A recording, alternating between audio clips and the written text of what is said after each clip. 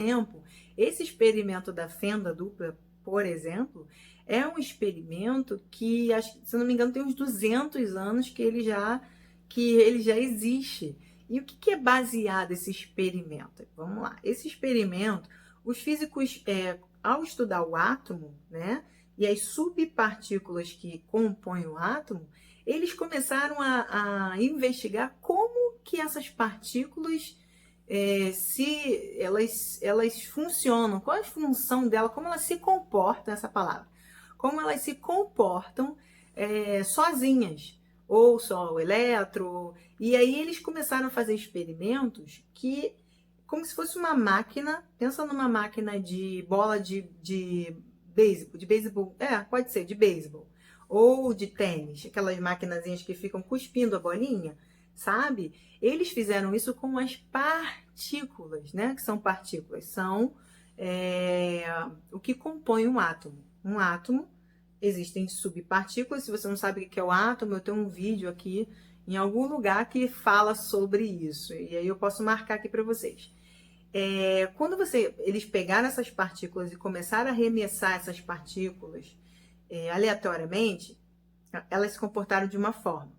Só que eles fizeram esse experimento, tá? Aqui tem uma plataforma, que tem uma fenda e aqui tem outra fenda. Eles faziam esse lançamento dessas partículas, e essas partículas passavam por essas fendas. Ao passar por essas fendas, eu vou resumir, tá? Realmente é um experimento bem complexo, mas eu vou resumir para não ficar chato. Quando eles lançavam essas partículas pelas fendas, o que acontecia?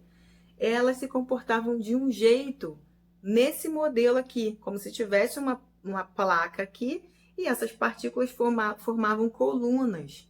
Colunas. Eu vou colocar aqui essa imagem para vocês verem do que eu estou falando. Então, quando elas se comportavam como partículas, por que partículas? Partículas são pedaços de matéria. Elas se comportavam com um modelo de interferência de um jeito, desse jeito aqui. Quando eles lançavam essas partículas, tinha momentos que elas se comportavam como ondas, ou seja, sabe aquelas ondas do Wi-Fi, assim, a onda da luz, que sai ondas, assim, como se fossem ondas mesmo. E aí eles começaram a investigar por que tinha hora que a partícula se comportava como matéria, e em outros momentos elas se comportavam como onda. Qual era o critério? O que estava acontecendo ali? E aí que tá?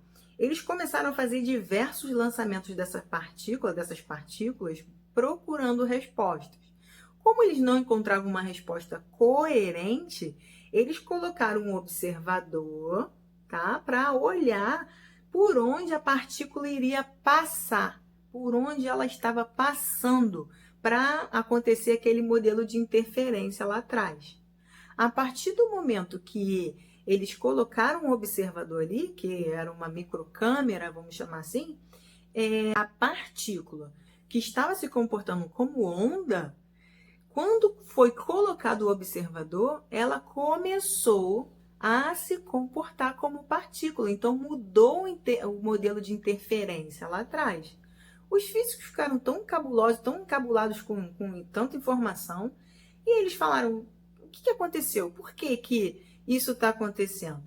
E aí, para eliminar possibilidades, para eles não ficarem no achismo, o que eles fizeram? Eles deixaram o observador, que seria essa microcâmera, lá dentro, tá? Durante a experiência, e desligaram ela, deixaram desligada. E a partícula voltou a se comportar como onda novamente. Ou seja, olha a conclusão desses físicos que são loucos, né? Loucos para a nossa alegria.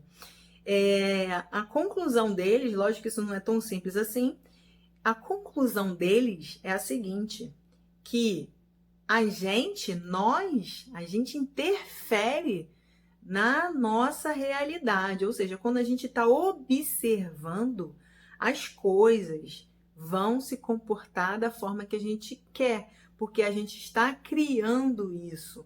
Então, quando eles colocaram aquele observador lá dentro, aquele observador era a projeção dos físicos. Então, as partículas funcionavam de acordo com o que os físicos esperavam que as partículas se comportassem. Então, quando desligou o observador, não tinha ninguém observando, as partículas poderiam estar passando por cima da fenda, por baixo da fenda, duas ao mesmo tempo, por lá, por cá, ou seja, isso trazida para a nossa realidade, o que ele diz? O que a física diz com esse experimento? Que nós temos inúmeras possibilidades para qualquer acontecimento. A gente precisa escolher um. A gente precisa escolher um acontecimento para que isso venha a acontecer. E aí o que acontece? A gente não sabe utilizar isso, a gente não tem, se a gente não tem a consciência disso, a gente perde muita coisa boa que tem pra gente. E tá aí um porquê interessante de você entender sobre a física quântica.